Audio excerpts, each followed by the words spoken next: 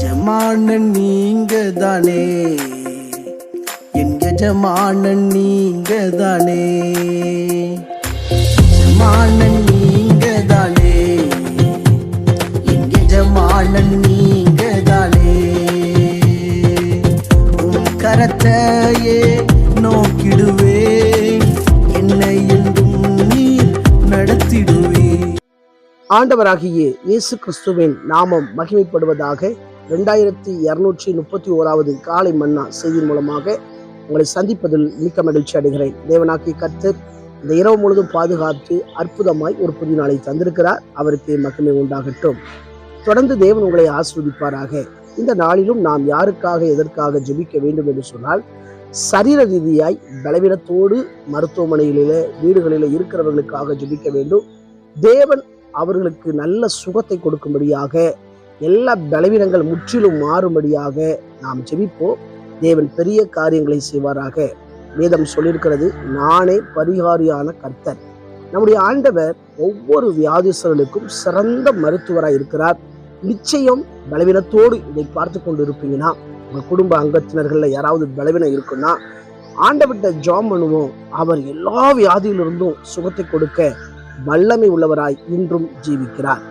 இந்த காலை மன்னா ஆதாரத்துக்காக எடுத்துக்கொண்ட வேதவசனம் 2 தீமோத்தேயு 4ஆம் அதிகாரம் 11வது வசனம். லூக்கா மாத்திரம் என்னோடு இருக்கிறான், மார்க்குவை உன்னோடு கூட்டிக் கொண்டு வா, ஊழியத்தில் அவன் எனக்கு பிரயோஜனம் உள்ளவன். எனக்கு பிரியமான கர்த்தருடைய பிள்ளைகளே, அன்பார்ந்த தேவ ஊழியர்களே, அருமையான நண்பர்களே, இந்த இடத்துல மார்க்குவை பற்றி பார்க்கிறோம். மார்க்கு ஊழியத்துல பிரயோஜனம் உள்ளவன், ஆகவே அவனை கூட்டிக் கொண்டு வா என்று சொல்லுகிறார். அப்போஸ்தலனாகிய பவுலுடைய நிலையை பற்றி சொல்லப்பட்டிருக்கிறது. அப்போஸ்தலனாகிய பவுல் அநேக ஊழியக்காரர்களை உருவாக்கினவர். ஆனால் அந்த ஊழியத்துல சில காலத்துல பிரிவினைகள் உண்டானது. அதாவது பிரிவினை வருவது புதுசல்ல. ஒருவேளை நம்ம கூட யோசிக்கலாம், சில நேரங்களில் சில ஊழியர்கள்ல சிலர் பிரிஞ்சு போவாங்க. ஊழியத்துல உருவாக்கப்பட்டவங்க வெவ்வேறு இடங்களுக்கு செல்லுவாங்க. அது ஒரு பிரிவினை போல இருந்தாலும் அது வளர்ச்சிக்காக கர்த்தர் பிரித்து கொண்டு போகிற காரியம். இப்போ அப்போஸ்தலனாகிய பவுல் என்ன சொல்றார் அப்படின்னா, லூக்கா மாத்திரம் என்னோடு கூட இருக்கிறான், நீ வரும்போது மார்க்குவை கூட்டிக் கொண்டு வா, அவன் ஊழியத்துல எனக்கு பிரயோஜனம் உள்ளவன். இப்போ பவுலுக்கும் மார்க்குவுக்கும் சில காலம் பிரிவினை காணப்பட்டு இருக்கிறது. சில இடத்துல சொல்லுவோம்ல, எங்களை விட்டு போயிட்டாங்க அப்படி சொல்றோம் பார்த்தீங்களா. இங்க பவுலுடைய ஊழியத்துல அது நடக்கு. இப்போ எப்படி அவங்க பிரிஞ்சு போனாங்க அப்படின்னு கேட்டா, அப்போஸ்தலர் நடபடிகள் 15ஆம் அதிகாரத்துல 36ல 41 வசனங்களை வாசித்து பார்த்தா, பவுல் பர்னாவை பற்றி சொல்லுகிறார், நாம் கர்த்தருடைய வசனத்தை பிரசங்கித்த இடங்கள் எல்லாம் மறுபடியும் தடவை போய் பார்த்துட்டு வருவோம் சொல்லும்போது, பர்னபா சொல்றாரு, நம்ம மார்க்குவை கூட்டிக் கொண்டு போகலாம். சொன்ன உடனே பவுல் சொல்றாரு, மார்க்குவை கூட்டிட்டு போக கூடாது, அவன் வேண்டாம். பம்பிளியா நாட்டில் இருக்கும்போது நம்ம கூட ஊழியத்துக்கு அவன் வரல, அது நம்மளை விட்டு அவன் பிரிஞ்சு போனான், ஆகவே அவனை கூட்டிட்டு போக கூடாதுன்னு சொல்லி பவுல் சொல்றாரு. பாருங்க, பவுல் நல்ல ஊழியம் செஞ்சாலும் ஒரு இடத்துல அவனை ஊழியத்துக்கு கூட்டிட்டு போக கூடாதுங்கிறார். ஆகவே அவங்களுக்குள்ள ஒரு பிரிவினை வருது. இப்போ பர்னபா மார்க்குவை தெரிந்து கொண்டு அவர் வேற பக்கம் ஊழியத்துக்கு போறாரு. பவுல் சீலாவை தெரிந்து கொண்டு வேற பக்கம் ஊழியத்துக்கு போறாரு. இப்போ பவுல் சொல்றாரு, நீ வரும்போது மார்க்குவை கூட்டிட்டு வா அப்படிங்கிறாரு. இதுக்கு இடையில என்ன நடந்திருக்கு கேட்டா, அவங்களுக்குள்ள ஒரு ஒப்புரவாகுதல் ஊழியம் நடந்திருக்கிறது.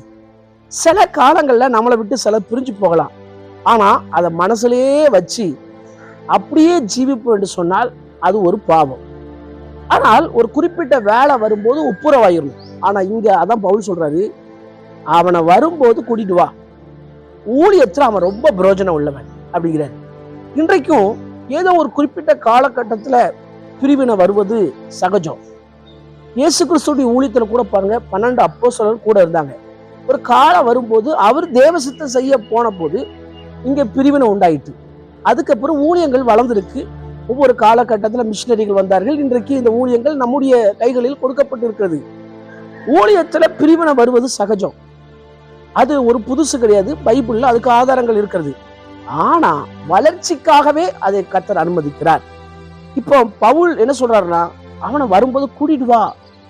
அந்த புரோஜனத்தை அவர் நினைச்சு பார்க்கிறார். இதை பார்த்து கொண்டிருக்கிற அன்பான கர்த்தருடைய பிள்ளைகளே, நாமும் ஊழியத்துல புரோஜனம் உள்ளவர்களா இருக்க வேண்டும். ஆண்டவர் உங்களை நல்ல ஒரு திருச்சபையில வச்சிருக்கிறாரா, அந்த இடத்துல புரோஜனமா இருக்கணும். ஆண்டவருக்காக கனி கொடுக்கணும்.